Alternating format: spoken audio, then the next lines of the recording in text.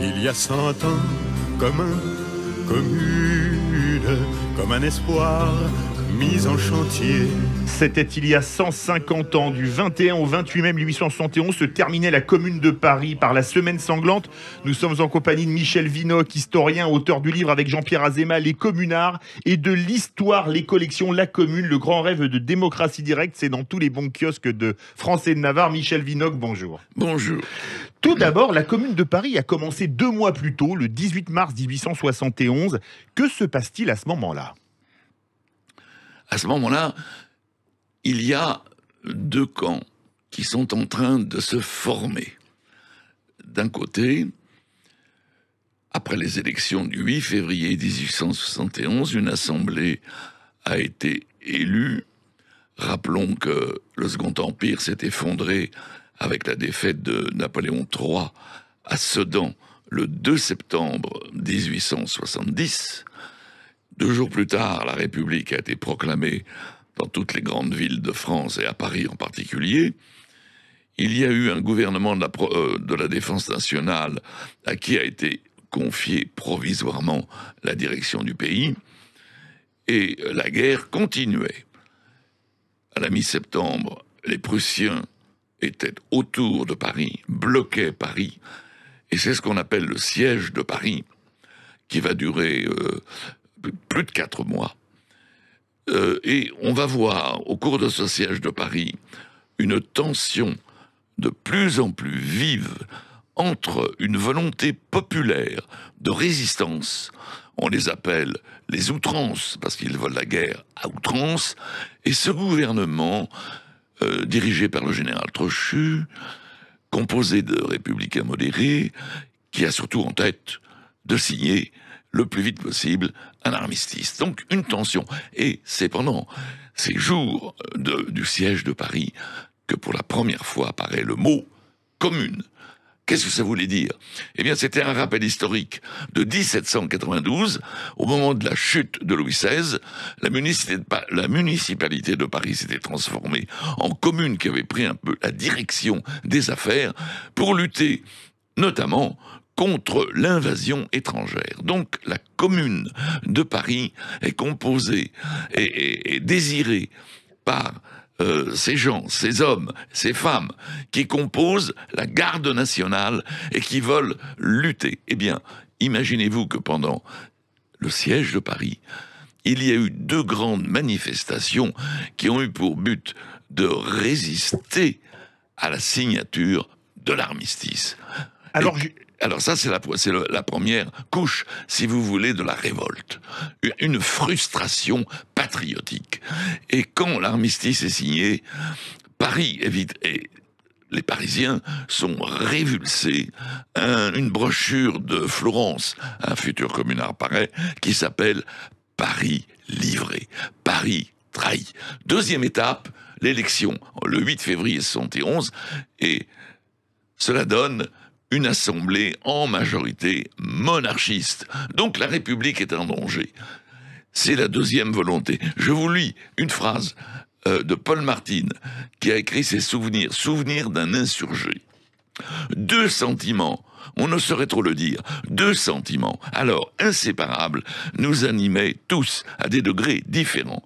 Le dévouement à la patrie et l'amour de la République. Oui, les patriotes formaient la grande masse de nos bataillons, les patriotes exaspérés des malheurs de la France. Et la République, ce mot magique, semblait nous promettre tout un monde de régénération, de progrès, de justice. Voilà pourquoi beaucoup de républicains, même modérés, marcheront avec nous. Vous voyez, ça c'est les 2 causes fondamentales, premières de la Commune. Une révolte. Alors, il se trouve que l'Assemblée a élu un chef. Le chef de l'exécutif, c'est Thiers, qui va devenir le président, convoquant l'Assemblée à Versailles. Voilà pourquoi on va appeler cette Versaillais. guerre civile bientôt, d'un côté les Versaillais et de l'autre côté les communards. Pourquoi ils se révoltent le 18 mars? Parce que Thiers a en vue de désarmer la garde nationale. La garde nationale, c'est une armée territoriale dans laquelle sont entrés les hommes entre 17 et 35 ans. Donc, la garde nationale, elle est armée. Elle a notamment des canons. L'armistice a été signé, les Allemands sont là, autour de Paris, et Thiers a l'idée, a la volonté de récupérer les canons de la guerre nationale, parce qu'il y a toujours cette peur de ces Parisiens révolutionnaires.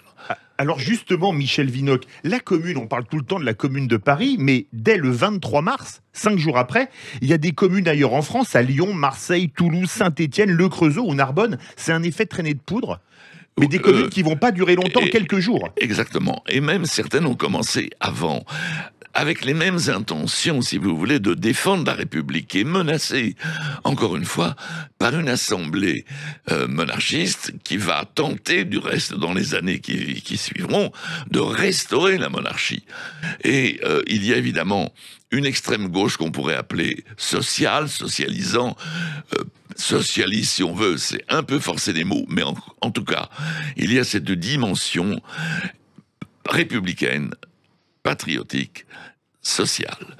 Et à Lyon, au Creusot, à Marseille, à Saint-Étienne, il y a eu des tentatives, effectivement, de s'emparer de l'hôtel de ville, de la préfecture. Bon, ces mouvements, un moment au pouvoir, n'ont pas duré en général. La plus longue, c'est Marseille. C'est à Marseille, Marseille où les communeux de Marseille ont été, au bout d'une semaine, écrasés par les forces de l'ordre. Justement, Michel Vinocq, il y a 150 ans, le 21 mai, commence la semaine sanglante. Racontez-nous la semaine sanglante. Alors, les communeux, comme ils s'appelaient, les communards, comme on a fini par les appeler, n'ont pas déclaré la guerre à Versailles. C'est le contraire. Ils ont voulu faire leur révolution, et je dirais de manière légale.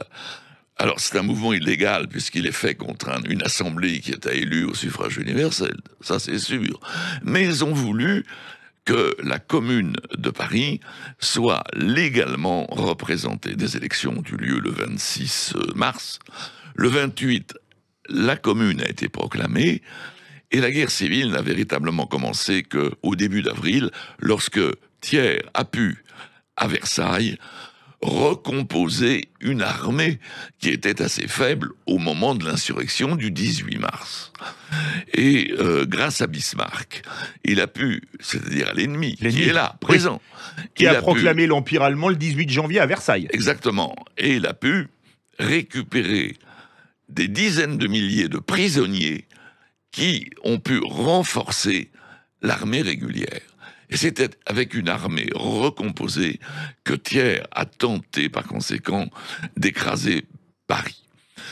La guerre civile a été une guerre de banlieue pendant tout le mois d'avril, par conséquent, une grande partie du mois de mai.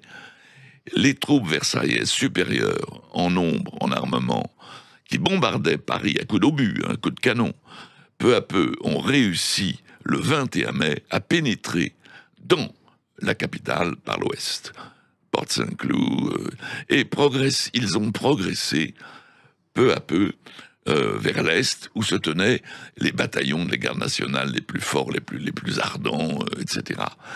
C'est une semaine terrible qu'on a appelée la semaine sanglante, parce que certains disaient que les eaux de la Seine étaient devenues rouges à cause des massacres qui ont eu lieu. En effet, la guerre a fait beaucoup de morts. Le nombre exact est à discuter. Du reste, certains ont dit 20 000, 30 000, d'autres ont rabaissé à 10 000. Quoi qu'il en soit, il y a entre l'armée de Versailles et les fédérés, ceux qui se sont fédérés dans la garde nationale, les communards, un rapport dans la mortalité de 1 à 10. 1 à 10, ça veut dire que la plupart des combattants de la commune ne sont pas morts exactement dans l'affrontement sur les barricades, etc., mais qu'ils ont été faits prisonniers et exécutés. Exécution sommaire, sans jugement, un véritable massacre.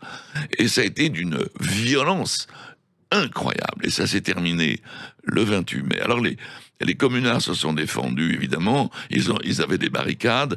Ils ont mis le feu d'une manière symbolique aux Tuileries, parce que c'était le symbole de la monarchie, mais ils ont mis le feu aussi à l'hôtel de ville, qui était le palais du peuple, ce qui n'était pas, c'était, on pourrait dire, suicidaire, mais c'était une stratégie que d'arrêter, de freiner l'avancée de plus en plus impressionnante de l'armée versaillaise. Avec notamment les fusillés au mur des Fédérés à côté du Père-Lachaise. Exactement.